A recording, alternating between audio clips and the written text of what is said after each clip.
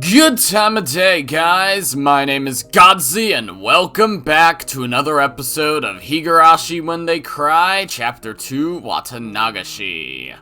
Last episode, Keiichi learned that Tomitake and Takano are dead, and he inadvertently blamed Shion because, well, not of killing them, but, more or less, he doesn't want to fucking disappear, because duh. And he blames Shion because, well, if me and you are gonna disappear, then it's your fucking fault because I did not want to go into the storehouse. You made me, blah, blah, blah. And she's presumably mad at him, at least. She just hung up the phone, which probably means that she's mad at him. So, yeah, and also Oishi is now Oshi, and Mion's being creepy, and Keiichi is obsessed with ice. Hell yeah. Anyways, although a new episode of the anime has not come out yet, I got more I want to say, because let's just say I've done a little bit of what we call overthinking, so yeah, it's time to go into spoiler time, same blah blah blah. Mute if you don't want spoilers. When I pull up the menu, that means it's free to come back out. I did not mean to right click, so don't mute yet, because I in fact did not read that line. Alright, mute now. Okay, so I've done a lot of overanalyzing and overthinking. Onidamashi. I got a comment 2 episodes ago that I did not see until after I had already recorded last episode, so I didn't bring it up. Holy shit, that has 31 views. Whoa. What happened? Okay, so, yeah, here's the comment. It says, there is a chapter where Rena kills multiple people with a knife. Which kind of threw my theory in the water of why the fuck is Rena using a knife to try and kill Keiichi and Onidamashi instead of her hatchet? I obviously do not remember this point where Rena uses a knife to kill multiple people, because the only actual kill I remember her doing is, against Pinky and Sumi Horoboshi, and I'm like 95% sure that she definitely uses her hatchet, because she chops her head in half, and I know she uses her hatchet to fight Keiichi on the rooftop. She has her hatchet like 97% of the time whenever she has a weapon, and that other 3%'s the baseball bat when she was at her old school. So, yeah, if that's true, then that's true, and, well, fuck me, right? And if it's not true, because this is only the first time I've ever seen that commenter before, so I don't know, for a fact, no established rapport yet. I'm gonna give him the benefit of the doubt, obviously, but, you know, it's especially because I kind of have my preconceived biases regarding Onidamashi. With how I'm pretty sure, at this point, it's hard for me to say, because, let me just talk about specifically what I overanalyzed, to let you guys know that I think Rena is Rena, but I also don't know if Rena's Rena, and I'm very confused as to who Rena is. First things first, there's gotta be something insanely different in the Go arcs. Like, there's gotta be something crazy different. If we can assume that Takano is just out of the picture, like, she's not succeeding in her plan at all, Tomitake is not, at least publicly dead, she's not publicly missing, and her base of operations, I guess, is the clinic. I thought it was some laboratory in the middle of the woods, but I guess I'm wrong there. If the clinic's out of business, then that means she's out of commission. If we can assume that that's all supposed to be true, then that means there's a different issue going around. Either a different culprit, a different person giving people Hinamizawa syndrome, or something else about that. Problem is with me thinking about that is that I don't remember much about Hinamizawa syndrome. All I really know is that it is a disease, naturally, that someone can get, which makes them start hallucinating and being crazy and eventually probably murdering people, scratching at their neck. I know it also has something to do with thinking there are bugs under your skin, or that's just something with Rena, maybe? And come to think of it, yeah, Rena, I remember Rena talking, like, in the original anime, in Sumihoroboshi, when she had Higurashi syndrome, Hinamizawa syndrome, there was a lot about, like, bugs crawling around under her neck or something like that, and that's why she was scratching at her neck. I remember that being a point that was really fucking driven home. So, yeah. But in Onitamashi, of course, that's not from her perspective. It's what Keiichi sees, and the bugs are hallucination. That's not ever mentioned. While she is scratching at her neck, she does not bring up bugs at all. So, I don't know. That has nothing to do with my theory. That's just something that just came out of nowhere. Just something I thought of to say on the spot. Where was I? Because I know, like, what I want to get to, but I know I was trying to get there through a different way. What the fuck was I talking about? There was something specific I wanted to say, so...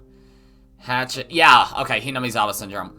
I don't know how people get it.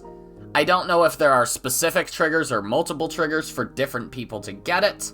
If only certain people can get it, like if it's only something that actually affects Keiichi, Rena, Mion, Shion, Satoko, and that's it. I don't know what the symptoms of it are, because, like, I've seen the phrase max symptoms get thrown around a lot regarding discussion about Onitamashi, and I do not know what specifically that means, but from what I can tell, if that means that Keiichi in Onitamashi had, I guess, a worse version of Hinamizawa syndrome than Rena had. Of course, it was from his perspective, so this might be wrong. He was a lot more composed than you'd think someone with maximum crazy illness would have otherwise, so yeah. I don't know. I just don't remember a lot about Hinamizawa syndrome. I don't know what specifically it is. I don't know where it came from. I don't know what it causes, how it's caused, or really what it does beyond make people hallucinate, predisposed to murder, and scratch their neck. That's all I know. So, there's one other thing I want to bring up too, which is more of a side note. In my process of reanalyzing Onitamashi, I noticed that I'm pretty sure Mion probably discovered Satoko's and Rika's bodies. Because the way she described it, it's like she saw the scene herself. Stabbed multiple times in the neck, yada yada. They were discovered in their cottage, stabbed multiple times with the same knife. I don't think that's something a regular civilian would know unless they discovered the crime. So, yeah, I would not be surprised at all if Mion ended up discovering their bodies. I don't think she killed them. I feel like there would have been more hints towards that. But, yeah, I'm still pretty sure Rena didn't kill them either. But, never know. Could have been Rika who killed Satoko and then herself or something. I have no clue, so... Yeah, or maybe Satoko tried to kill Rika, but Rika killed Satoko. I don't know. Maybe Satoko also had Hinamizawa syndrome and Rika defended herself only to die. Or she committed suicide by stabbing herself several times with a knife, just being like, well, this arc is fucked, let's try a different one. Because she's definitely done that at least once in the past before, so who's to say she wouldn't do it again? So yeah, that aside, the thing I specifically overanalyzed, which I've been hinting at for 9 minutes, is handedness. Woo boy, there's a lot to unpack here. So, in episode 1 of Higurashi Go, when Rena is standing over Keiichi at the trash heap, she's holding her hatchet in her right hand. So, keep that in mind. She's holding it in her right hand. Fast forward to episode 4. I'm just gonna say now, I admittedly did not really look at episode 2 or 3. I probably should have, and I probably will. So, this is a work in progress theory. So, yeah, in episode 4, when Rena grabs the knife from the table while she's scratching her neck. She just uses the knife in her left hand the entire time. The entire time. Of course, holding something in your right hand, just holding it and not using it, does not mean that you are right-handed. Because I'm left-handed, and sometimes, believe it or not, I hold something that I could use in my right hand. And sometimes I use things while holding them in my right hand. Like, I use my right hand for my mouse. I use my right hand when, I don't know what else. Probably opening my door, because it makes more sense to open it that way. Regardless, I don't know if that's just... when I first noticed that discrepancy, I didn't know if that was just inconsistency, if that was just something on the part of the animators not really paying too much attention to handedness and just trying to write the story, or if that means Rena's ambidextrous, or if that means one of them is Rena, the other's not Rena, because the handedness is supposed to be a very, very, very subtle clue. I don't know how much I believe that, because it's like, I don't think Ryukishi's the type to really make super subtle clues like that. Like, sometimes subtle foreshadowing, yeah, but not subtle clues. Often he'll make, like, subtle metaphorical clues, but you know there's supposed to be a clue somehow, like the whole bronze tube thing in, Umineko, for example, but bronze tubes, rather. Stuff like that, and the cat box, etc. So yeah. But, of course, this is an anime. There's not subtext, there's just visuals and dialogue. So there's a lot less to work with. So maybe you gotta do subtle things like that in order to tell the story in the same way. So, yeah, because you can't draw attention to it with words, you just gotta put it on screen. So, yeah. So then I decided, okay, I can determine whether this is inconsistency or intentional just by analyzing a different character. So I looked at Keiichi.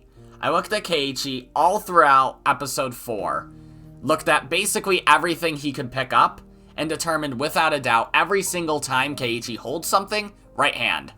Like the golf club, he's right-handed. Even his bag on his shoulder, right-handed. He opens the door with his right hand.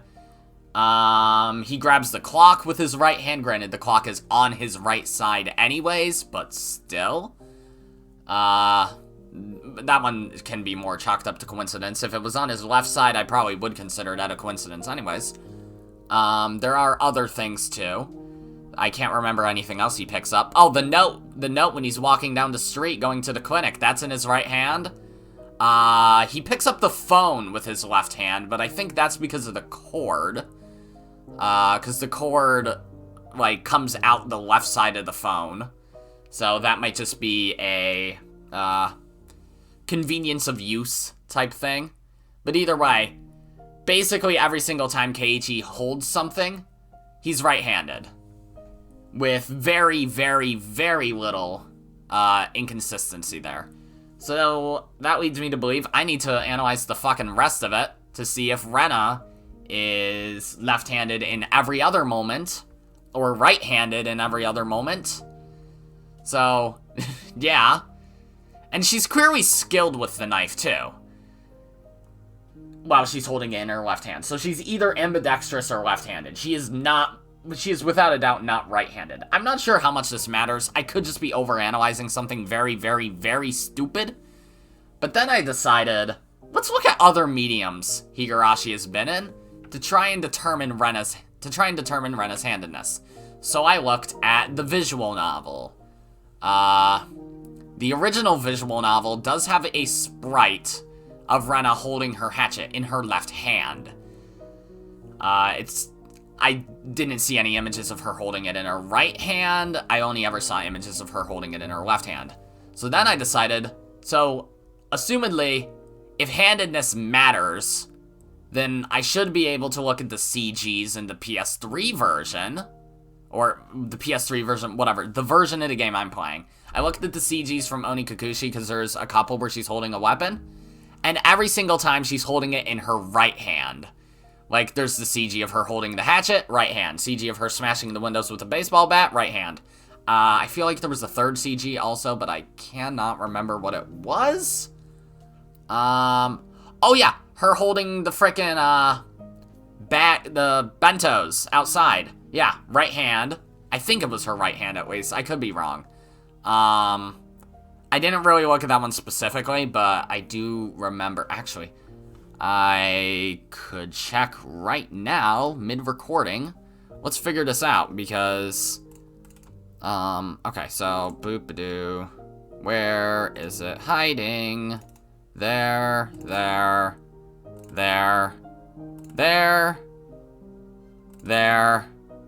Okay, yeah, these were the CGs I looked at. There's the CG of her outside. It's in her left hand, never mind. Okay. So she's holding it in her left hand there. She's holding the bat in her right hand. She's holding the hatchet in her right hand. There's no other CGs of her holding anything. There's a CG of her outside Keiichi's room. You can't even see her hands, though. Flashback. Okay, no, nothing. I found the, program files on my computer from the patch, so I can look at the CGs. Makes thumbnails pretty easy. So, yeah, granted, I don't use the CGs for thumbnails often. I only used it once, in Onikakushi, and I haven't done it at all for this one. I've used just sprites, backgrounds, and a manga cover. So then I actually looked at manga covers, and there's only one arc of the manga where she's consistently on the cover holding something, and that's the Sumihoro Boshi manga. She's on the cover of the first, third, and fourth, volumes from what I can tell. I couldn't determine her handedness on the fourth, but on the first one she's left-handed, on the third one she's right-handed. So, what the fuck? So Rena's just either canonically ambidextrous, or it's just not something that's looked at, and it's very, very inconsistent. Because I actually didn't look at Keiichi's handedness. Were there any CGs of Keiichi holding stuff in his right hands? Let me see. Higurashi, episode 1, streaming assets, CG, scene. The phone. Yeah. It's in his right hand. Granted, the phone's on his right side and the cord is too. Granted, this is also an adaptation that Ryukishi might have not had anything to do with, also. So that could just be an inconsistency. There's also the CG of Rena punching people, which is with her right hand. So, I don't know. Weird as shit. But I'm not sure if this means anything or if it doesn't mean anything. Regardless, I think it's something that needs to be kept in mind. Or rather, it's something that I'm going to keep in mind as I look back at episodes 2 and 3 of Higurashi Go, and maybe more of 1. I only really looked at the junkyard scene. I might look at other characters too, just to see if, like, if I look at Satoko, Rika, and Mion, and their handedness is inconsistent, then I can probably chalk it up to the handedness is just inconsistent. That's all it is. But, and it might also depend on the animator, like, the specific animator, being like, oh, I'm left-handed, so I'm gonna draw the character left-handed, and that's just something they're naturally predisposed to doing because they're left-handed. So, yeah. But if I notice inconsistencies with Rika, Satoko, or Mion, despite the fact that they don't often hold things over the course of the anime, then I can probably safely say that it's inconsistent and does not matter. It's not something that was meant to stay consistent at all. However, if it's perfectly consistent every single time, then that should mean that the inconsistencies with Rena and Keiichi might have something to do with Hinamizawa syndrome and their suspicions and whatever of each other, their hallucinations of each other. There could be a lot of things involving that, but we'll have to see until I actually decide to analyze that. I'll probably do that tonight, but we'll see. Anyways, one more thing I want to say. I didn't just look at the handedness in episode 4. I tried to determine, can we figure out what actually happened in the fight scene? And without a doubt, I can say we can't. There is so much blood everywhere The only inconsistency between what Keiichi saw during the fight and the aftermath of the fight, where we see Rena's body on the floor and Keiichi lying on the floor crying, is that there are no visible scratch marks on Rena's neck. That's the only thing that's different. Which means either it's an inconsistency with the animators, or Keiichi hallucinated her scratching at her neck. I don't know why he would. Of course, it's possible to remember previous arcs, so he could remember, oh yeah, there was this one time where Rena held the school hostage and she was scratching at her neck. So if she's trying to attack him, because she probably definitely tried to attack him no matter what, Keiichi sees her scratching at her neck, because he's like, oh yeah, last time she tried to kill people, she was scratching at her neck, yada yada. However, even though I couldn't see any visible scratch marks on Rena's neck, there was one specific blood splash, like, on the middle of Keiichi's neck that could be hiding a scratch. I don't know. Of course, no. Rena's hair definitely didn't cover any of her neck. I would have remembered that. There were, like, there was some blood dripping down her neck, but that's really it. I still feel like that aftermath of the scene we can't trust, because that's still technically Keiichi's perspective, because he is conscious. But then, when I think it's safe to say, though, that he stabbed Rena, and Rena tried hitting him with the clock. I think that that's probably exactly what happened, because when Keiichi's in the hospital, he's wearing a neck brace and has a bandage around his head. If he was stabbed several times, that wouldn't have happened. He probably has a neck brace on because they might have seen a scratch mark on his neck, and being like, oh, well, I don't know, we need to defend that, or it's because of head trauma. And the bandage is almost definitely because of head trauma. Granted, he never holds his head, but still. And he does have bandages on his face, so it's still possible that the first slash Rena did that hit his face could have happened, but he was never stabbed. Like, without a doubt. We don't know how much time passed between when Oishi left and when Mion visited him, because he's no longer wearing the bandages around his head or the neck brace, and he's sitting up also. So if it's been like several weeks, conceivably, the stab wounds could have healed. Especially if Rena just stabbed him in the same one spot over and over and over and over again. But, you know, she probably didn't. Regardless, though, I'm pretty sure Keiichi was the one stabbing Rena. Probably at the table, even. Like, when he shoved against her and she fell under the table. That's probably where he took the knife and started stabbing her, but instead he hallucinated her sitting back up. Because from that point on, it's so fucking surreal, everything that happens. Nothing in that scene makes any sense after Rena gets back up from under the table. Because she just starts laughing randomly. It just seems like a hallucination. It doesn't seem like what's actually happening. Because after he hits her against the table, she gets up laughing, and then he hits her with the clock. She seems to be knocked out for a second, but then she just continues laughing. It's weird. There was also something I tried to look at with her eyes, with Rena's eyes, to see if they mean anything. I'm overanalyzing the shit out of this, I realize, but don't worry, I'll get to the game any minute now. Because when Rena's doing her speech in episode 3, she has cat-like eyes that are almost like translucent marble-esque. But then when she's stabbing Keiichi, they're more narrowed, they're less glossed over, they're more focused and empty rather than sparkly, if that makes sense. But before she gets knocked against the table, her eyes are empty for a little bit. I don't know. I tried to find a connection there, but I can't find anything. So I just figured I should bring it up. Because that could imply it's a hallucination. But you never know. Also, I'm pretty sure Rena probably developed Hinamizawa syndrome in that arc before Keiichi did.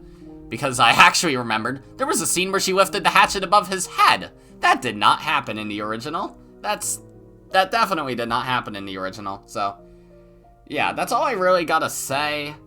The next time I record, episode 1 of Watanagashi should be out. So, yeah. Look forward to that. I'm looking forward to that, rather. You guys can look forward to it too, but... And I should be talking about that next episode, as well as anything new about Onidamashi that I dig up by analyzing the first 4 episodes. So, yeah. If there's any canonical information on, like, what the characters' handednesses are, then feel free to tell me. Otherwise, just, I don't know, just say that there's not. So, yeah. Anyways, welcome back. I had a whole podcast without you guys. Let's read. There was no way I'd be able to sleep. When she hung up the phone like that, I realized for the first time what kind of situation I was in, as well as who the only ally who would support me was. I waited with bated breath for Shion to calm down and call me back. What would I do if the phone rang while I was sound asleep? No matter how long I waited, however, it never rang. Exhausted, whenever my mind started to wander, I would jolt awake as though I heard the phone ring. In the end, I brought the cordless phone with me into my futon and went to sleep with it in my arms, though it still didn't amount to anything. Morning came, and by that time, I was pretty sure she wasn't calling back. That was when a fierce drowsiness assailed me. Damn it! This is no time for sleep, Keiichi Maebara! I slapped myself in the face a few times. Then, I went to the washroom and washed my face, which was something I usually didn't do. That wasn't enough either, so I even brushed my teeth. Do you not usually do that? Like, after that, I was finally wide awake. When Mom saw how strange I was acting, her eyes went wide. What's wrong, Keiichi? Are you going somewhere today? Yeah, to school. Good one, dude. Nice joke. Okay. Ding, ding, ding. Hi, Rena. Phasing in and out of existence.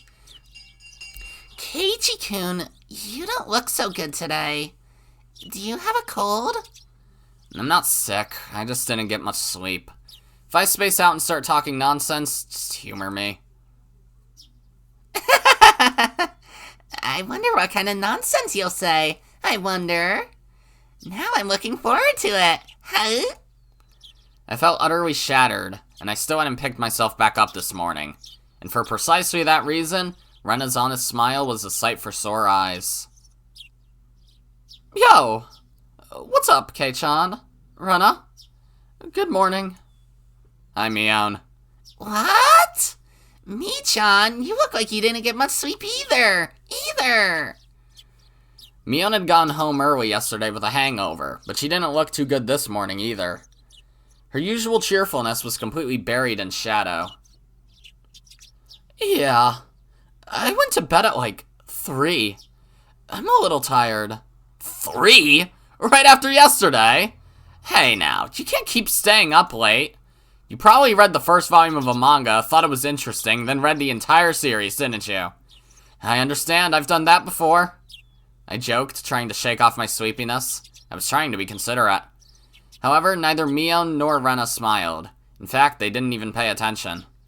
Rena's expression immediately darkened. Oh, okay. I was like, wait, really? What? Wait, is it about the mayor? Oh, right, the mayor went missing. That's something that happened. He still hasn't been found? Nope. Hey, wait a minute. What are you talking about? You can't find the mayor? Even the classroom, which was normally bursting with bright, joking voices, seemed filled with a different sort of murmur today. Good morning, Keiichi-san. Have you heard? It looks like something terrible has happened. I don't really know this mayor person, but he's an old guy, right? Couldn't he just be wandering around senile? The mayor is certainly not senile. He's a sprightly man who can teach both calligraphy and swordsmanship. He probably got lost somewhere, like me. lost Rika! I want to take you home with me! Getting lost is only cute because children like Rika-chan do it. A worn-out old man getting lost isn't moe in the slightest. Rena would probably beg to differ. While my mind entertained dumb thoughts like that, our teacher arrived. Everyone rushed to their seats.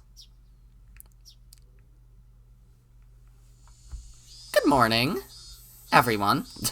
Why was there such a pause there? Good morning. The class greeting was normal, but the atmosphere in the room was heavy. Some of you may have already heard, but last night, despite the late hour, the mayor never came home. Is there anyone here who saw the mayor yesterday? One or two hands went up into silence, and they told her about having seen him. None of it seemed to be vital information, however, and everyone began whispering amongst themselves. If anyone has seen the mayor, please tell an adult about it, alright? Now then, let's begin class. After that, the same old lessons began. Okay. School's over quick today, Jesus. The rumors, once quieted, blossomed in flowers again at lunchtime. Oh, it's lunchtime. I could hear a few different conversations. They were mostly related to the mayor's disappearance. Summing them all up, I came out with this. Nice house. Yesterday evening, the mayor went to a meeting at the Shrine's Assembly Hall. Oh, is that not a house? The meeting ended after the sun had fully set, and everyone left. The elder's house was a bit far from the center of Hinamizawa. It was already late, and Hinamizawa doesn't have a lot of lights outside. Nobody saw the mayor after the meeting. However, because he would have been hungry, he wouldn't have taken any side trips. He would have gone straight home. However, no matter how long his family waited, he never returned. Some thought there might have been an accident. They left no stone unturned. They searched from the irrigation channels to the water wells, and even in the rice paddies, but they didn't find him. Of course, there was a limit to how far they could search in the middle of the night. The police were going to wait for daylight, then have the young men of the town help search. If after all that they still didn't find him, they were apparently even going to go looking in the mountains. Even now, at this moment, the adults were probably all searching for him. The more they searched in vain, and the more time passed. The only thing that came to mind was the curse. The rumors of Onikakushi, of the demoning away.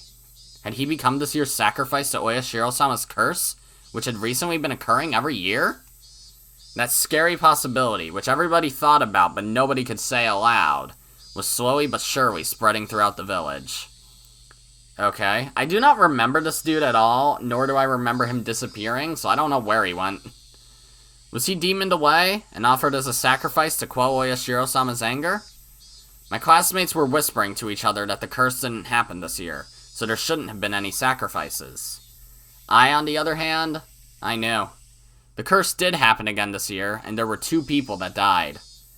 This may sound strange, but I hadn't exactly thought the elder would be the one to go missing. My reason was clear. Shion and I should have been a higher priority than him.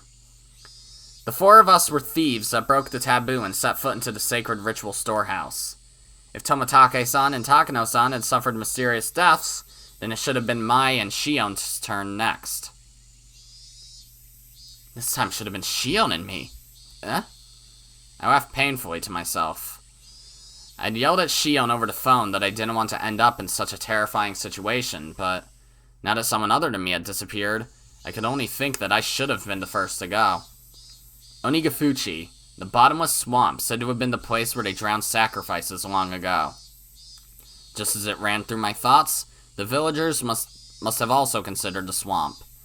Maybe police divers were plumbing its depths even now.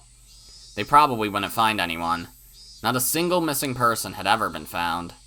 They'd always suspected Onigafuchi, but not once have they ever turned up a corpse from it. After all, it was a devilish, bottomless swamp from which no one who sinks can ever return. I could hear someone telling their friend that in the classroom. Now that you mention it, Satoshi-san. He left around this time last year, didn't he? Huh? Satoshi? I've heard that name before. He was... Right. He disappeared because of last year's curse. The conversation was happening in the seat next to me, so I could hear it clearly. Didn't we search the whole village like this for Satoshi-san too? We didn't find him either. What did we decide that was? A demoning away, right? Yeah. I heard he withdrew all his savings and ran away from home. Someone from the police said there was someone who saw him get on a bullet train at Nagoya Station. Ran away, huh? I wasn't that interested in the reason, which seemed understandable in this case. Everyone else who disappeared had their own reasons too. Either they were still on the run because they were criminals, or they were a corpse that couldn't be found. It's not like any of them suddenly disappeared into thin air for no reason. But they disappeared. Someone disappeared whenever the curse took a life, as if by design. They may have had various understandable reasons, but they still disappeared. From that point of view, it really might have been a demoning away this time. The mayor's disappearance was the first such incident without a clear reason behind it. Of course, coming to that realization didn't help to resolve anything. It looks like I messed up the seasoning today. Sorry. Normally, Rena would have devoured her lunch immediately, but today there was still a ton left. That wasn't because Rena's lunch didn't taste good or anything, though. That isn't the case. Your lunch today is as delicious as always. Satoko dips her chopsticks into Rena's bento box and pulls bits of food out one after the other. Yes, delicious indeed. Today in particular, in fact. Chomp chomp. Did somebody say chomp chomp? Pass me the ice! Huh? You know those are pumpkin croquettes, right? Are you okay? Yes. Does she not like pumpkin? If it's your pumpkin, then it's delicious. Did Satoko dislike pumpkin? That's a very random vegetable, technically, to not like. Regardless, she forced herself to smile and shove more into her mouth. Everyone knew. Nobody's lunch tasted very good today. Satoko kept shoveling it down, repeating her remark on how good it was. It got annoying after 15 minutes. If it's that good, then I guess I've got to have some too. Satoko's gonna eat it all if we let her. It's just so good, so I would certainly like it if Keiichi-san were to eat some as well. Well, sometimes I have to show my adult generosity, right? Okay, don't hold back on my account. Eat enough for the both of us today. She really, really hated pumpkin, didn't she? That made it all the more touching to see Satoko's own brand of generosity. I grabbed her head and started stroking it. Satoko, in a somewhat exaggerated fashion, was bawling, tears streaming down her face. No way! You'll never grow up if you give away such good food. Rena, you eat too. I only have leftover vegetable stew, but it tastes great after having sat overnight. Yeah! The daikon radish has such a pretty color going through it. It looks delicious. I guess I'll have some then. Rena reached out with her chopsticks, and at last, the usual lunchtime atmosphere began to return. That was only at our desks, however. The dark tales of Oyashiro-sama's curse, which had recurred for 5 years in a row, didn't cease. The whole classroom remained stuck in this somber mood. Oyashiro-sama's curse had happened for 5 years straight. Everyone had wanted the previous year to be the last. What was Oyashiro-sama's curse anyway? They were going to build a dam in Hinamizawa. The people building it were bad, so they were cursed. I would admit that much. Still, the dam project was frozen years ago, wasn't it? So why was the curse stubbornly persisting? I hit myself on the cheeks to perk myself back up. Everyone was trying so hard to brighten the mood. I couldn't go straight back to thinking about the curse like that. I forced the grim story out of my head. Driving Oyashiro-sama's curse out of my thoughts was actually a good idea. In the end, that meant I would also be driving away the most terrifying thought of all, that I could be the curse's next target. Mion's taking a while, isn't she? How long does it take to wash her hands? Mion had said she was going to wash her hands and left, and she hadn't come back yet. She's probably taking a little afternoon nap somewhere. I think she was up pretty late last night looking for the mayor, after all. I smiled wryly and let out a sigh. Today was no good. However much we tried to lighten the mood, things always came back to the mayor. It was just a no-good day.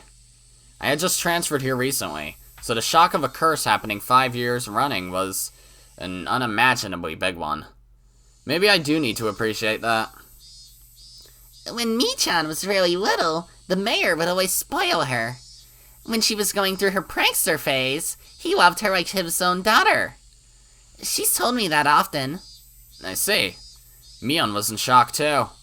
Someone disappearing at all because of a curse was a very scary thing. If the sacrifice was someone you knew, though, then the shock must be 100 times worse. Satoko, as if she'd come to the same conclusion, bit her lower lip and looked downward. Oh, Rika-chan is taking a while too. Maybe they're taking a nice afternoon nap together. Rika wasn't out that late. As soon as she yawned, everyone gathered around her and started saying, "Good night, good night." That's weird.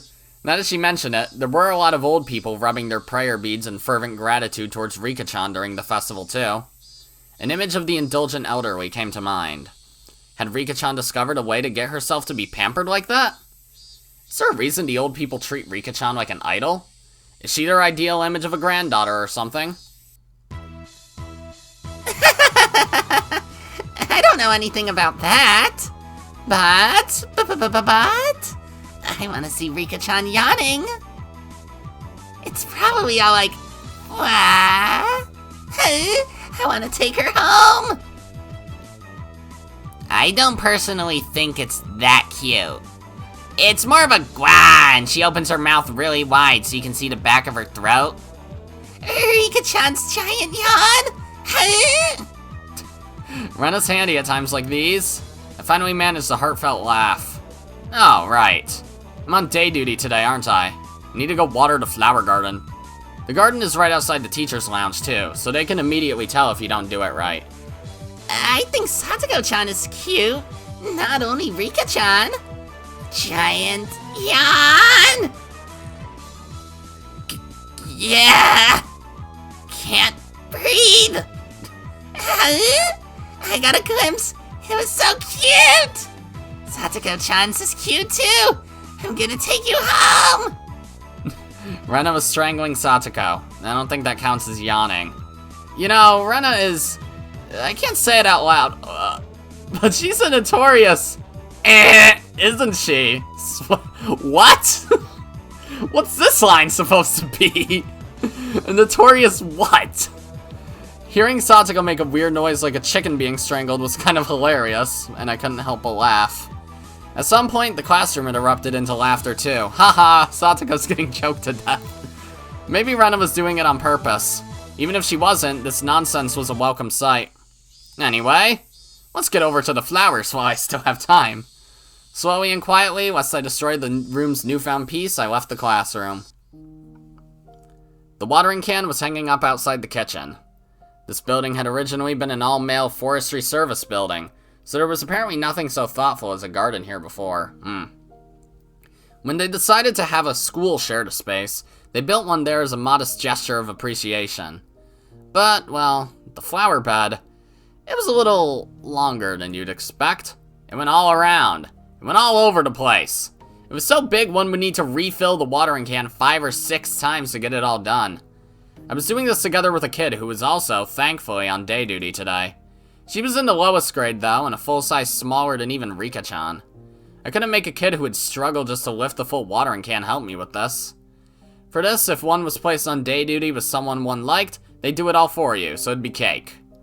No point in blaming her. I give up, I'll just get started. Watering can in hand, just as I was about to leave the building, the old man from the forestry office addressed me. Sonny, there's a vegetable garden behind the warehouse, alright? It's all just about dried up. Water that too, would you? Oh, you mean that curry vegetable garden? The one with the potatoes and carrots and other things that are only ingredients for curry?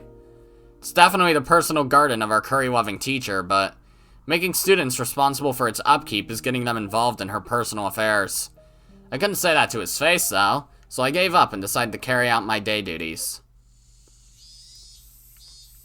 The sunlight out front was strong. The great chorus of cicadas was strongly underlining how nothing was different today than yesterday. I passed by the classroom, and I don't know how it happened, but Rena and Satoko were in the middle of a huge melee. While I was gone, the kids had arranged all of the desks in a circle, forming a ring while everyone was cheering them on. Yeah, that's how it should be. Once school ended, we would need to return to reality, where talk of the Elder's disappearance would once again be all over the place. I wanted everyone to forget about everything and have fun, just like yesterday, if only while they were at school. In that sense, Satoko's whirling elbow and Rena's backwards flying spin kick made for a pleasant sight, okay. Even if, as a result, they flipped over my desk. Ah, that's my pencil box! I'll just let it happen today. Alright. I set to work, hastily watering everything, wanting nothing more than to be done as soon as possible. That should about do it. No sooner had I thought that than I remembered that I had to water the teacher's curry vegetable garden too. That's such a pain. But I have a feeling that it'll come back to bite me if I don't. I gave up, filled the can with water again, and headed behind the warehouse. This was a place students didn't like to go. It was always damp here, and you couldn't discard the possibility of slugs and pill bugs being around. Hi, Rika. So when I ran across her in a place like that, I was surprised. Whoa! Oh, it's Rika-chan. Don't scare me like that. Rika-chan was just standing there like a puppet, devoid of life. I was the only one who was startled here. Rika-chan didn't even seem to react to my appearance. Rika-chan?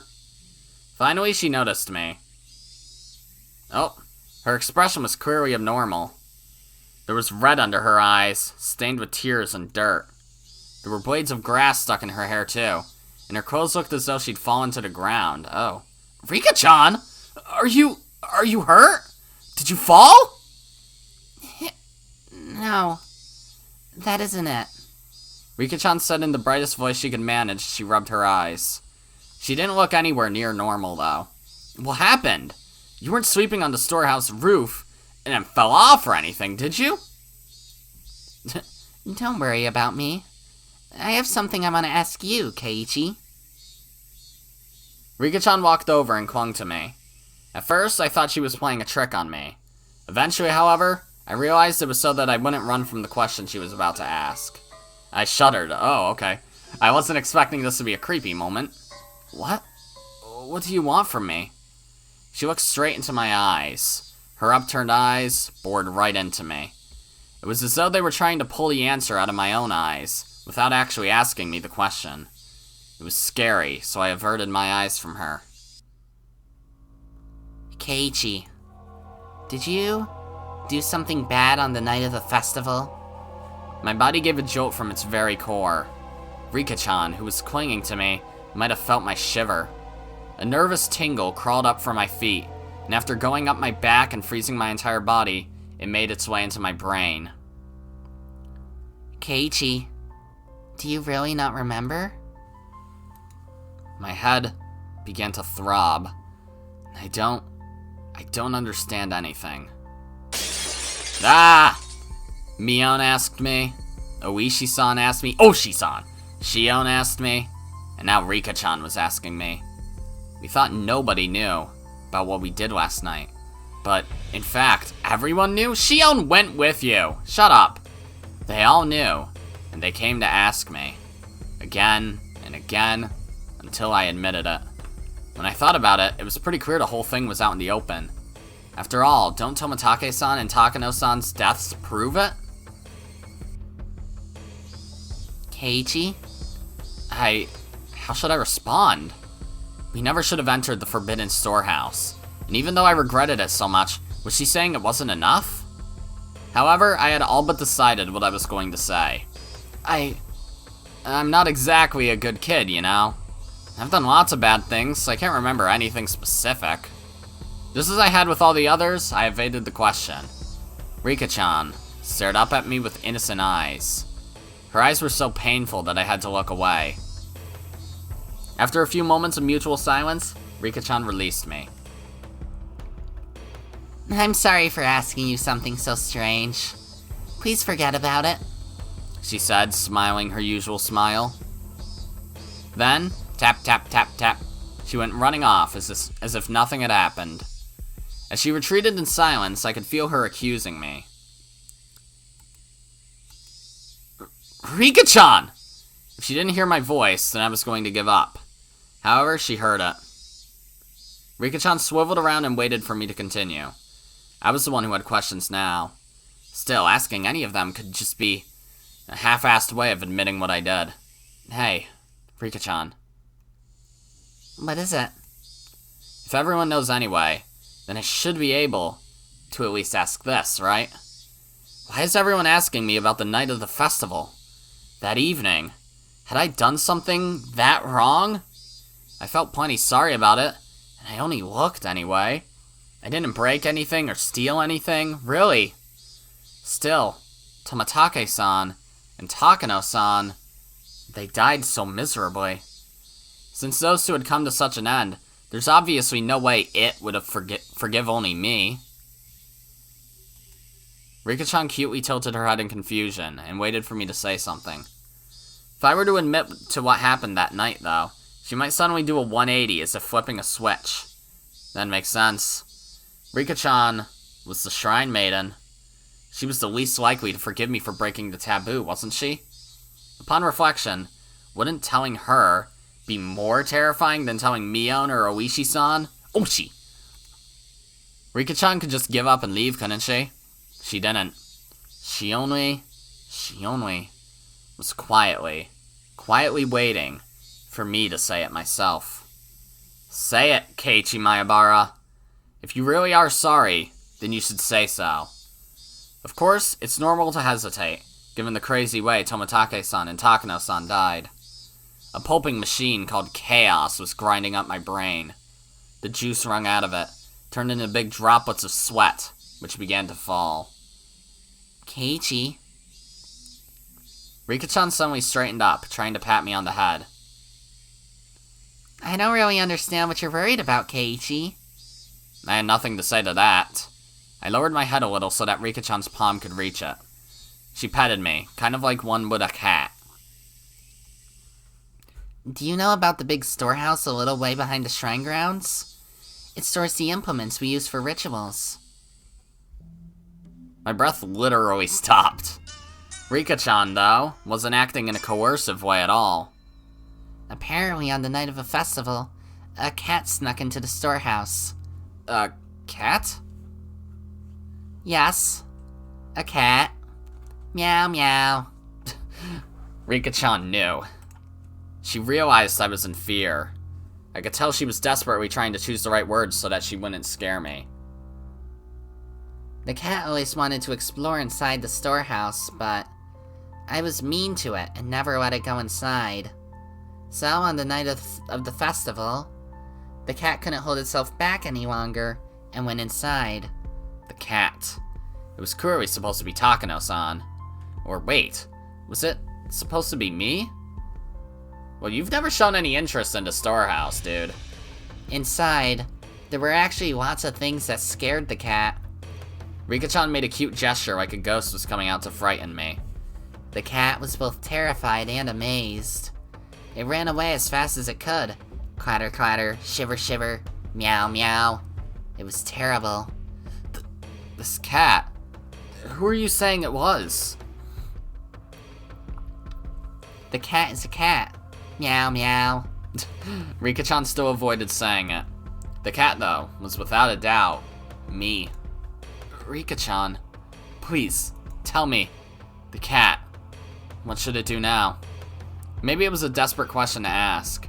I had sort of admitted to being the cat. The cat is just a cat, so it can just keep meowing and everything will be fine. Everything will be fine? That's stupid! Shouldn't it just keep meowing? Jeez. Rika-chan and I have put together an entire conversation using cat as a code word. I didn't say it directly, but I'd already admitted it. I didn't want to end up like those two. I didn't want to be a sacrifice, like Shion said. That's what I thought, so I stubbornly remained silent. But now, that's enough. It can't just keep meowing. The dog saw the cat, making mischief and sneaking inside. The dog? That's right. It was the dog. It keeps coming to the cat, and trying to get it to say that it snuck inside. After I said that, Rika-chan's expression clouded over. She was trying to hide it, but I'd already noticed her eyes darkening. Rika-chan. The silence was frightening, so I spurred her on. At that point, Rika-chan grinned. It's alright. I'll protect the cat. Huh? I thought for a moment that I had misheard those words, so dependable they were. The cat is really scared, but it really isn't all that bad. I think all of the dogs are just misunderstanding. Huh? It's not all that bad? The cat is worrying too much. I'll do something about it for sure. Rika-chan will do something about it? I don't even know left from right at the moment, so Rika-chan didn't look all that dependable. It might be hard, but I'll do my best. Go for it! Yay! She clenched her fist and stuck it in the air. Rika-chan said that the cat can just keep meowing. She said to leave it all to her. Is that really all it took to resolve this whole thing? Will you really be alright, Rika-chan? If I don't do my best, then something bad could happen to the dogs, too. I had no idea what Rika-chan was talking about anymore. She had been talking to me under the assumption that I was aware of certain things. So at first, I understood her. Around the middle, though, I stopped understanding anything. However, one thing I did know was to not worry and to leave it to her. Rika-chan straightened up once again, patted me on the head, and smiled. I was so moved by that reassuring feeling that I couldn't help but start to cry. I'm sorry. The cat, it really was just a little bit of mischief. It didn't think any of this would. It's too much of a scaredy cat. That's why it should never have seen the storehouse. She was right. It was far too shocking for someone to see based on a little bit of interest alone. That's why they made it so difficult to look at in the first place, wasn't it? Rika-chan, what will happen to the cat? 2 of the cats that snuck in. Well, that night, I'd heard Tomitake-san and Takano-san's deaths were being kept a secret. Rika-chan might not have known about it. Tomitake and Takano? I gave a start to sudden mention of actual names, though it's weird to do that at this point. You should forget about them. My spine froze again. Forget? Yes. It won't do you any good to remember those 2, Keiichi. The more you think about it, the scarier it will get. So you should forget about them as soon as possible. She said something so enormously terrifying, without letting the smile on her face waver at all. I don't know where you heard about it from, but you should forget everything. Make your mind as clean as a scrub bathtub. Forget?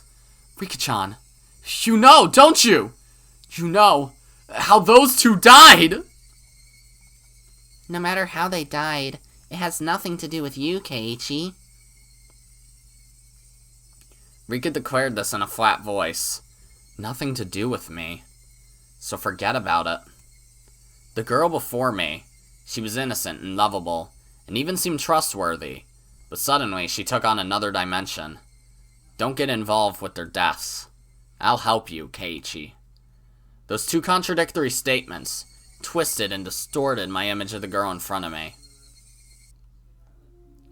What about Shion? What'll happen to her? It might have been dangerous to mention Shion's name, but I couldn't stop myself from asking. Rika-chan saw through everything anyway. There was no way I was going to fool her or keep anything from her at this point. The younger of the sister cats? Meow meow. Yeah, the little sister cat. Rika-chan appeared to think upon this for a moment. It was hard for me to endure even this momentary silence.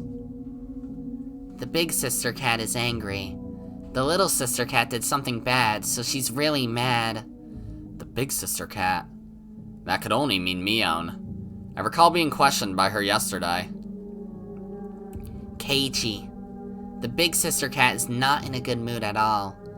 I think we should leave her alone for a while. Not in a good mood. Those words sent a shiver through me. Mion was mad. She was mad that we entered the ritual storehouse. Let's stop having club from now on. Huh? Why? I think we should leave her alone. Rika-chan ended her sentence with such force that I couldn't say anything in response. Hey, Keiichi Mayabara. Don't disobey Rika-chan right now. She's the only one who said she'll help me right now. I'll leave things to her, just as she said to. I mean, she even said that the cat should just keep meowing. I'll forget everything, like she said. I'll leave everything to her. I'll forget everything about Takano-san and Tomatake-san, and what I did that night. Just then, we heard a bell, far away, marking the end of our lunch break. I guess we should go back to class. Keiichi. As if she had noticed how miserable I was, about to leave everything to her and flee the scene, Rika-chan called out to stop me. If the misunderstanding dog comes to try and bite the cat, please tell me, okay? The misunderstanding dog. She put it in such a cute-sounding way, but the true meaning behind those words was an eerie one. Who is the misunderstanding dog? The dog that bit the mayor. I don't know why it did that. If it was going to bite anyone, it should have been the trickster cat first. The flow of blood in my body felt like it completely stopped for a moment. Rika-chan had admitted it. The sacrifices of that terrible calamity. She admitted that if they were to happen again, it would be Shion or I. I didn't know what was true about the girl standing before me. My suspicion gave way to fear, and nearly began to change into anger. Was she a savior who would protect me? Or a stranger, trying to capture and kill me for the sake of a horrible tradition? I had no idea what was true. I'm sorry. The cat is already scared, and I said something to scare it even more. I'm really sorry.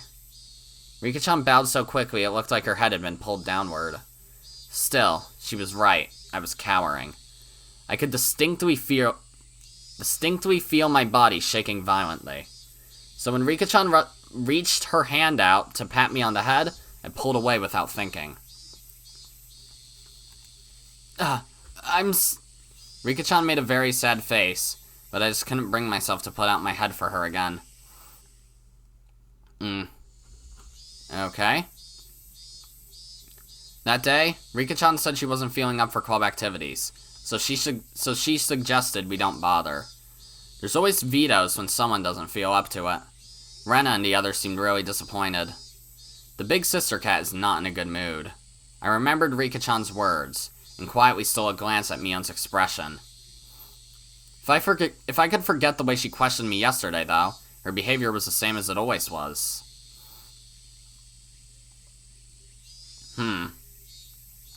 Okay. I was half expecting empty eye syndrome, but whatever.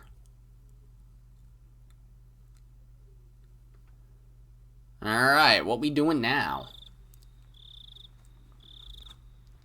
After dinner, without the energy to watch TV, I climbed into the futon in my bedroom and let my head be overtaken by gloomy thoughts. I told Rika-chan anything and everything. She had seemed trustworthy at the time, but had that really been the right choice? The more I looked back on it, the less I understood what Rika-chan was saying. Not only did she know about Takano-san and Tomatake-san's deaths, but she spoke of them as if she were a concerned party. After all this time, in my futon, I began to tremble fiercely. Had I been lured in by Rika-chan's sweet smile and told her things I shouldn't have? I should have continued to feign ignorance. I shouldn't have shown her such a weak side of me. My emotions are a mix of regret and fear, and it colored the darkness of the night with an additional layer of terror. Suddenly, a knock. I might have yelped. That's how surprised I was. Keiichi! I've been calling your name for a while! You have a phone call! It's from Sonozaki-san! It was Dad. I reached out for the cordless phone through the gap in my door. Sonozaki-san? Which one? The older sister or the younger? I don't know. Ask her yourself. I took the receiver and buried myself in my futon again. Hello? Mion? Or is it Shion? It's me. Oh yeah, by the way, I actually got a comment last episode. Let me see if I can pull it up real quick.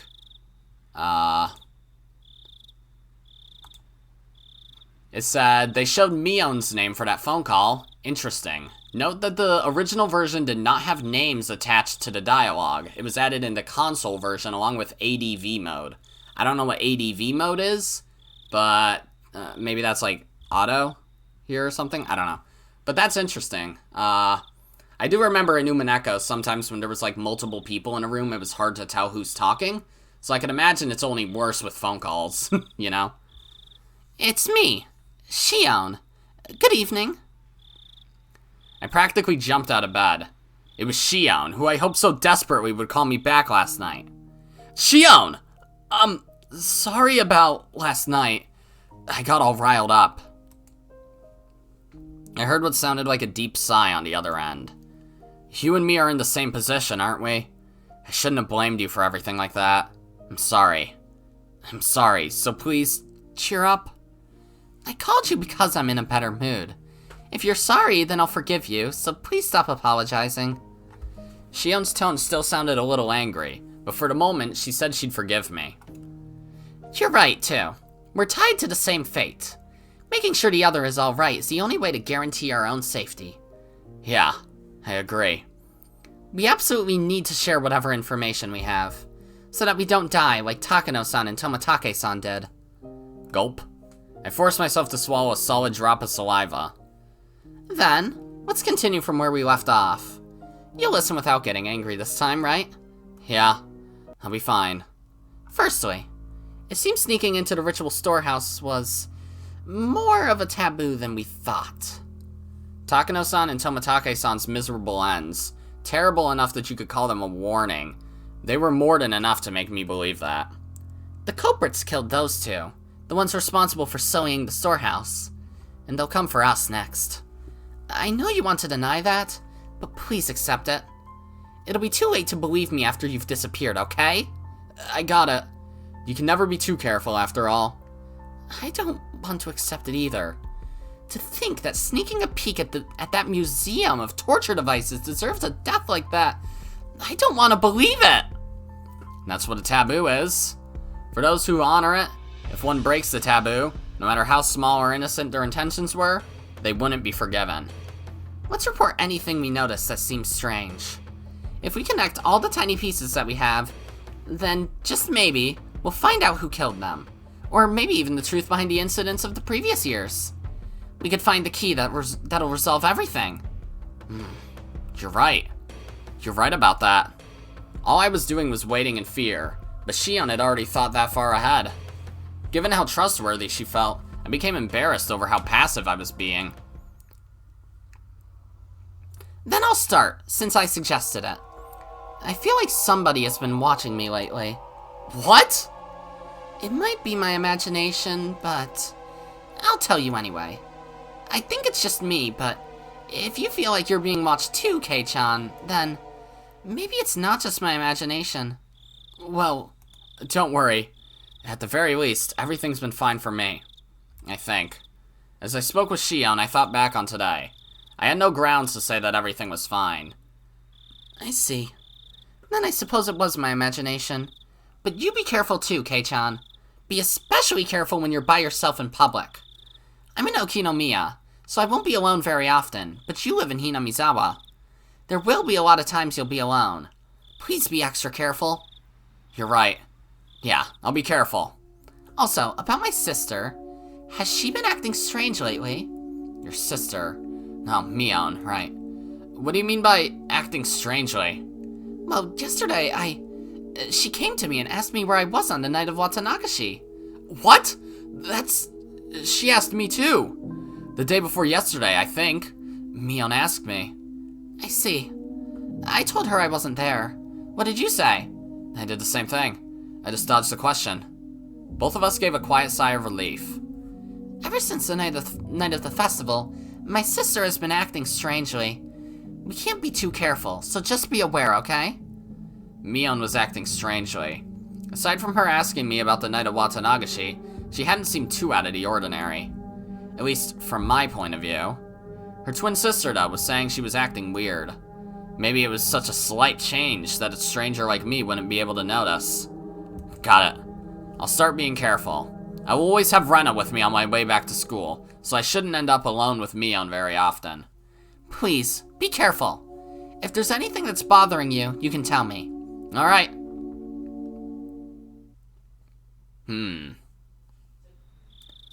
Okay, then is there anything you want to tell me, Kei-chan? My turn. That's right. Maybe I should report on Oshi-san asking me the same question at the library. Oh, that time when you were too slow to escape? Yeah. Oishi-san asked me pretty forcefully whether I was with Takano-san and Tomitake-san that night, and whether I had seen you. Oishi-san seemed to have seen the four of us together. From the police's point of view, that would make us the last people who had seen them. I suppose, given that, it's only natural that they'd be interested in us. I evaded the questions then, too, but that might have just made them more interested. There was no way I could have tricked that sly old fox Oishi-san. My troubled countenance would have only made him even more certain. Hey, Shion. Since they're the police, shouldn't we just tell them? I mean, considering our situation, I think having them on our side would be a good thing. Shion didn't answer right away. For a few moments, all I could hear was her breathing as she thought about it. Now that I think of it, Oishi-san said there was something possibly shady about Mion. At least, I think that's what he said. Yeah, he definitely did. As I explained yesterday, the Sonozaki family holds a lot of influence over Hinamizawa. Oishi is under the impression that the whole village, with the Sonozaki family at the center of it all, is responsible for the recurrent freak deaths. The whole village is behind them, with the Sonozaki family at the center? Please, don't get angry like you did yesterday and just listen. I hammered that home before I got too upset.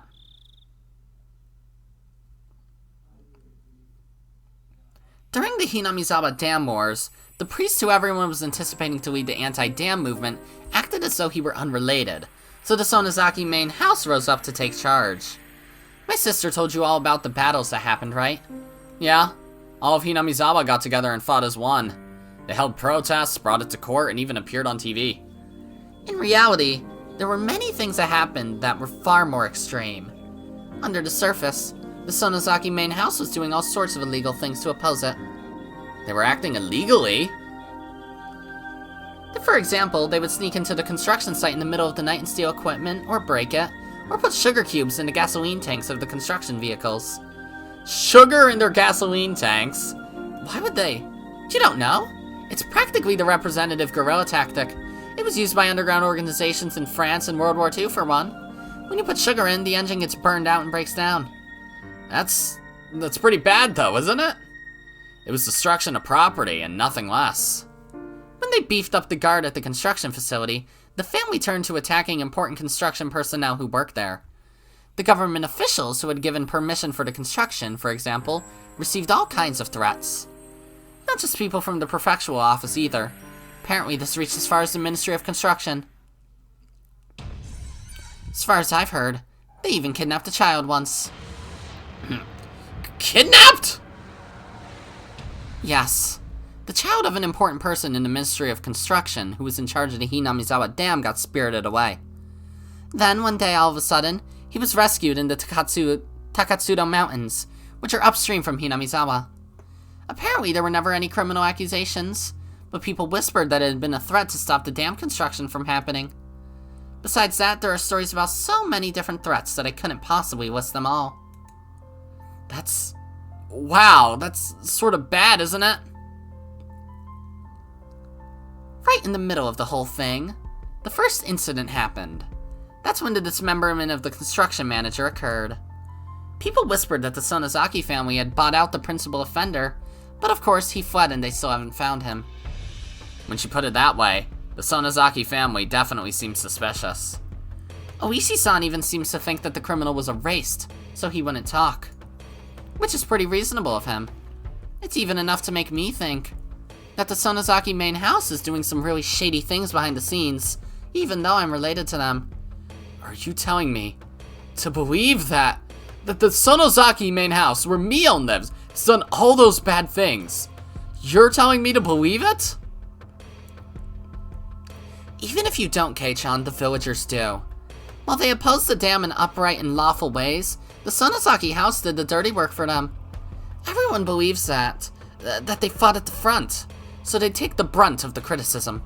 So they're respected as sort of heroes of darkness. I think I only really know one part of it. For example, the really bad stuff, like the kidnapping. I think only a handful of people even know about it, including Grandma. The Sonozaki family is secretive after all. Secretive, huh? A family so unforthcoming that even Shion, who is related to them, doesn't know everything about them. The Sonozaki family, unlike Shion, her older twin Mion, was deeply involved with everything, and that was not a fun thought to entertain. My sister, though young, was the one who acted as the center of the illegal resistance movement. Mion was? What do you mean? Well, our dad is a big-shot Yakuza. Even when she was little, my sister managed to subjugate a bunch of young street rats. Then she played all sorts of tricks on them and just generally got in their way. Mion did that?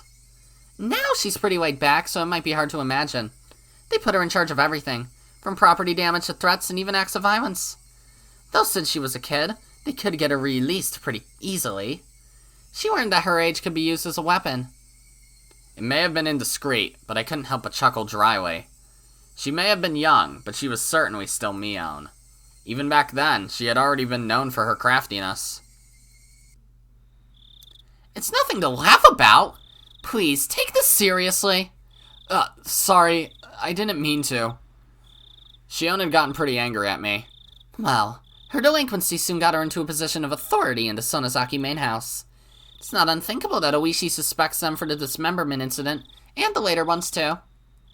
For a few moments, I was dumbstruck at the tales of Mion's past. None of them matched the image I had of her. A younger Mion, dirtying her hands with all sorts of crimes, giving the dam construction project hell. As the successor to the Sonozaki main family, she was always right at the center of the vortex of strange incidents occurring year after year. Was that really the Mion I know? Maybe the one I know isn't the real Mion? I couldn't figure it out. I couldn't bring myself to accept these images of Mion I was hearing from another person. Well, back to the main subject. I just wanted you to know that my sister is someone worth being cautious around. Please, be careful. I didn't want to understand. Mion was a fantastic friend. She would never do something to back me into a corner like that. She did ask me pretty harshly about the night of the festival, but even that, it wasn't like she'd said it in a mean way or anything. Alright, I'll make sure to be careful. We're sisters related by blood, but within the Sonozaki family, we're basically of a different class. I want you to recognize how distant my position is from hers. Please. The more Shion tells me about Mion, the less I understand who Mion is. The Mion I know wasn't a dangerous person. She joked around, smiled a lot, and was full of passion. Now that I'd realized I held such a view towards her, Shion was telling me to change it. To be careful around the best friend ever. To doubt her. The idea was very sad and painful. Now, about Oishi. If you think it's a good idea, then I think we should give him the information he needs. I think getting the police on our side will work in our favor. You thought so too, Shion? It's just, at the moment, like I explained, the police have their eyes on the Sonozaki family already. Oishi in particular completely believes that they're the masterminds behind the serial incidents. That includes me, of course. So, I don't really want much to do with Oishi. I see. If Oishi-san had found out about the Sonozaki family's strife-filled history, then he probably wouldn't be very happy with Shion either. At last, I understood Mion's instinctive dislike for Oishi-san. It's probably out in the open at this point, but try not to give my name to him. If you agree to that, then I don't think there's a problem with you telling him anything. I got it. I won't mention your name. The police's investigative ability should be quite a reliable weapon for us to fight right now. Wait, for us right now. If Oishi tells you anything interesting, then let me know as well. Yeah, of course. We'll share information and investigate together. Who killed Takano-san and Toмотake-san? Who was after us? Until we know, we need to defend ourselves. Anything else? Besides what Oishi told you, I mean. If anything has happened, no matter how minor, please tell me. Aside from my discussion with Oishi-san... Oh. Should I tell her that I revealed everything to Rika-chan? Rika-chan was acting like she knew something I didn't. She told me to leave it to her, but what?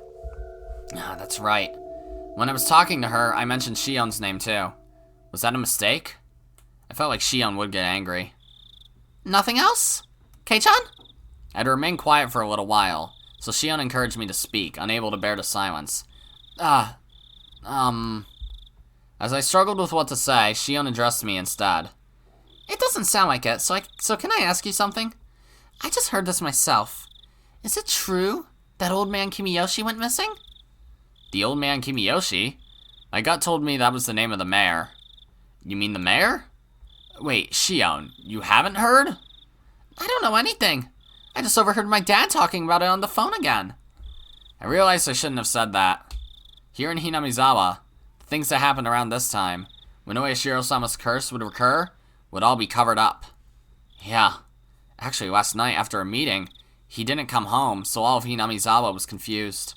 They searched all through the village, but if they found him, then I haven't heard. The police should be searching for him as well. Why didn't you tell me something that important right away? She shouted angrily at me, bringing all her emotion to bear. Oh, okay. Sorry, I thought you already knew. I didn't want to hide it or anything. The receiver was silent. What the fuck? Okay, that was weird.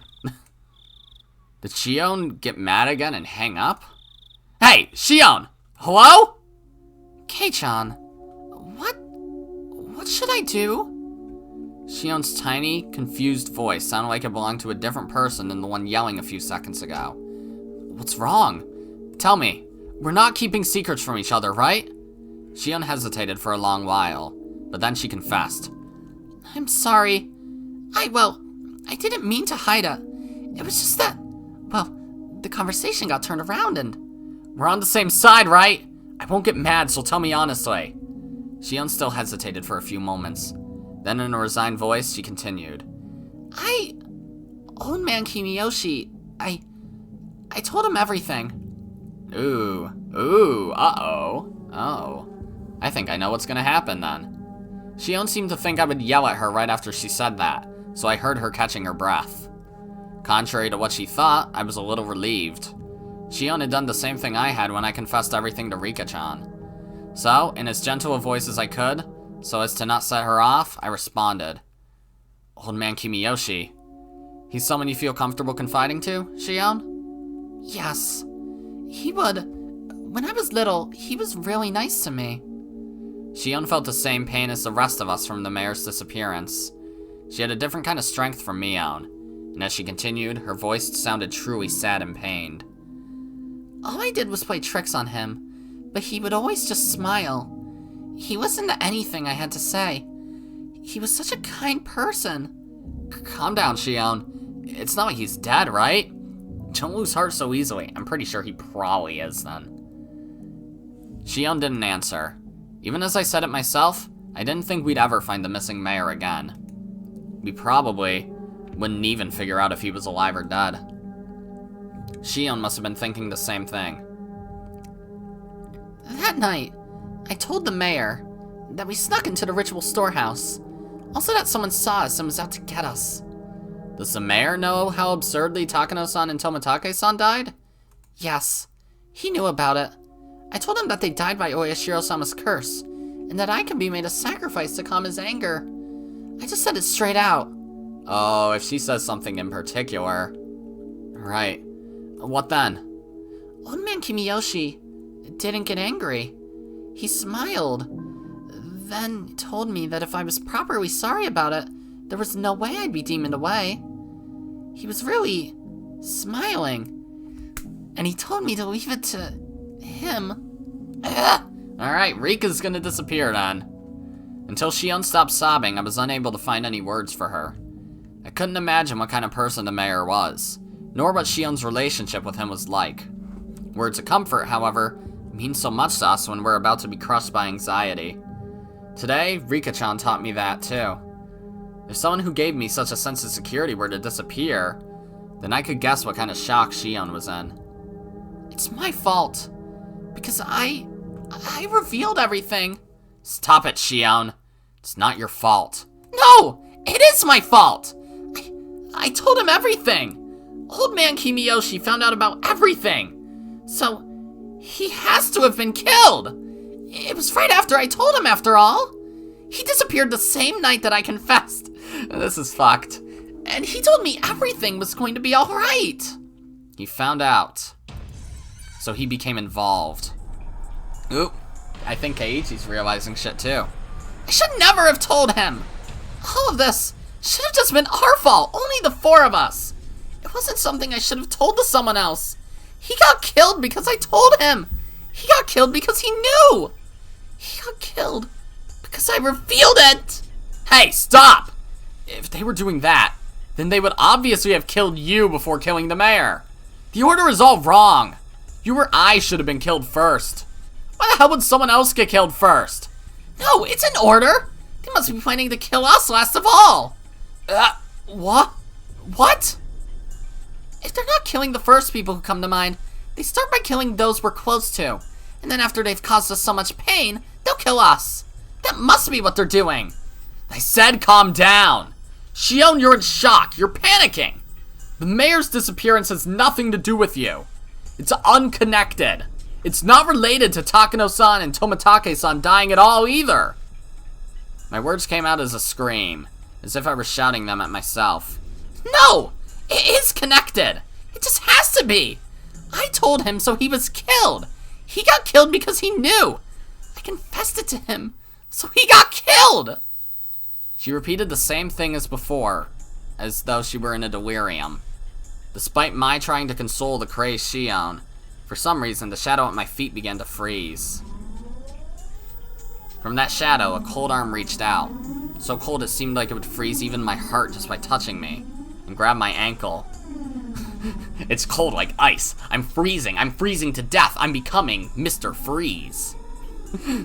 The heat generated by my body, the arm was absorbing it. I became Ice Cube.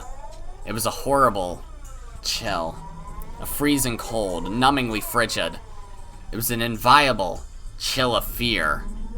So I crunched on ice to make it go away. Though I sympathized with Shion, I had been naive in thinking it was something only she had to worry about. In my head, Shion's eerie words repeated again and again. He was killed because I told him. He was killed because he found out. I confessed everything, so he was killed. Those words echoed through my head like a monotone mantra. And finally, those even repetitions took on meaning. The quiet shaking that had already overtaken me turned into a violent shiver that shot up my spine. Rika-chan! It's Rika-chan! What? What did you say just now? Well, the truth is, I told her about it. I told Rika-chan. Today! Rika-chan? You mean Rika-chama? The one from the Fruit Shrine? Yes, Rika-chan. I felt so scared and uneasy that I did it. I told Rika-chan. When you did, what did she say? The cat is worrying too much. I'll do something about it for sure. That's what Rika-chan said, and then she smiled. She smiled just like the missing mayor had when he encouraged Shion. Bye-bye, Rika. I'm sorry, Shion. I'm worried about Rika-chan. Oh, right. If you're that concerned, then don't worry about me. Please, go find out whether she's safe. Yeah, I'll do that. I'll call you again tomorrow at the same time. When I do, you'll know I'm still alright. I got it. I'll be waiting. Okay, bye. Sorry. I'm hanging up. I put down the receiver without waiting for Shion to say goodbye. The danger to Shion and myself was secondary at this point. My sixth sense was blaring alarms in my head. I don't like this feeling. It's really bad. It's definitely bad. Damn it. Please be safe. Rika-chan! Ooh. Cliffhanger? Seriously? Interesting. I didn't think you would do that now, but whatever. So next episode, Rika will probably die. Tips? Oh my god. Another scrapbook note? Absolute suck. Oh. Alright. from the scrapbook 8. The three families in modern times. As previously described, the three families' council today is a mere shell of democracy. In reality, it is a dictatorship run by the Sonozaki family. Both the Kimiyoshi and Furude families are far from their former glory, and it doesn't seem at all like they've maintained the ancient traditions. Only the Sonozaki family has retained their glory from the past and has inherited many colorful traditions from the age known as Onigafuchi Village. Even the most recent, verifiable example of Watanagashi that occurred at the end of the Meiji era seems to have been done under the orders of the Sonozaki family. Refer to the three families' genealogical tree from the late Meiji. After the start of the Meiji era, the Sonozaki family wanted to push the development of Hinamizawa Village, so they took a strong role in leadership. During the Dam Wars a few years ago, the Kimiyoshi family served as the chair of the opposition alliance, but this was in name only. In actuality, the Sonozaki family reigned as leader behind the scenes. People whisper that perhaps the Kimiyoshi family dictated acts of opposition that could be publicized, and the Sonozaki family enacted those which could not. Even in Hinamizawa, they whispered at the multitude of unsettling incidents reported during the dam protests, such as the kidnapping of the famous head of the Ministry of Construction's son, had been carried out by the Sonozakis. Additionally, they say that perhaps the Sonozaki family's secret maneuvering was responsible for the serial freak death incidents that have continuously occurred in recent years as well. The serial freak death incidents are without a doubt the second coming of the traditional Watanagashi. They must be enacting the Watanagashi on the day of the original Watanagashi, which has fallen to the level of an ordinary village festival, in order to remind the villagers of the holy laws of Onigafuchi Village. It's safe to assert that exploring the Sonozaki family is the fastest route for researching it today. If I can expose the contents of the Furude Shrine storehouse, I'd like to narrow my research target to the Sonozaki family next. The Sonozaki house is strictly guarded by security cameras on the premises, but thankfully, I've become acquainted with the sisters Mion, the next heir, and Shion. I want this to be a breakthrough I can connect to my next line of research. Okay, Takano. You're dead, how are you still writing? Well, obviously she wrote it before she died, but you know. Because she hasn't broken into the storehouse. Their punishment isn't over, apparently this is at the festival. Or it's not. No, don't worry about it. You see, when you enter the Oden here, for some reason it ends up on the annual invoice for our gas contracts. So don't be shy and have another drink. The man, red-faced, waved his hand to say that he'd had enough, and disappeared into the brilliant neon lights in front of the station. Kuma-chan, you should be taking notes. The most modest people are the ones who live the longest. Was all that true? Well, I don't know about that. Whether or not it's true, I think there's meaning in hearing something that sounds so plausible. Would something like that be a motive to go for the mayor? Kuma-chan, here's what I always say. The motive only has to be enough for the person in question. You need to think about how different people value different things. Hey, bartender, give me another mug! Though we have been suppressing the information, Tomitake and Takano's deaths were already known throughout Hinamizawa. All of the rumors pointed to them having incurred the wrath of Oyashiro-sama for setting foot in the Forbidden Temple, the storehouse for ritual implements. According to the rumors, there were two other people who went in there with them. Shion Sonozaki and Keiichi Mayabara. People were whispering in the shadows that those two would be cursed by Oyashiro-sama as well. Apparently, however, the responsibility didn't fall solely on the four trespassers' shoulders. Until last year, it was locked up tight, but this year it had been changed to a simpler lock. Hadn't that been what allowed thieves to enter so easily? Those were the rumors going around. Have you ever seen it, Kuma-chan? I remember it well. I had to go there for something quite a while back. Sorry, I don't really remember. It was locked up so tight it was scary. There were these real heavy bars holding it shut. It was sealed up as good as a bank vault. This year, it was a very simple and cheap padlock. The lone girl protecting the shrine, Rika Furude, disliked the heavy locks and consulted with the mayor, who had replaced it with a simpler padlock, I see. So then the mayor and Rika Furude shared a crime? So then, after the mayor, wouldn't Rika Furude be in danger next? There's a decent possibility. Kuma-chan? I want you to contact all the cars we have in Hinamizawa. Tell them to stick near the Furude Shrine. Got it. They're really foreshadowing that Rika's just gonna be toast. Interesting. Well, they're probably just not gonna find her at all. It's not like she's gonna have a dead body in her shrine. Alright. We could continue and then end, because irony. So, that's gonna be it for this episode then, guys. If you liked it, then be sure to press the like button, and if you didn't like it, then fuck you too. Remember to subscribe, follow me on Twitter, and hit that notification bell to stay up to date on all my videos and stuff. And as always, my name is Godzi, and I will see you all next time. Goodbye!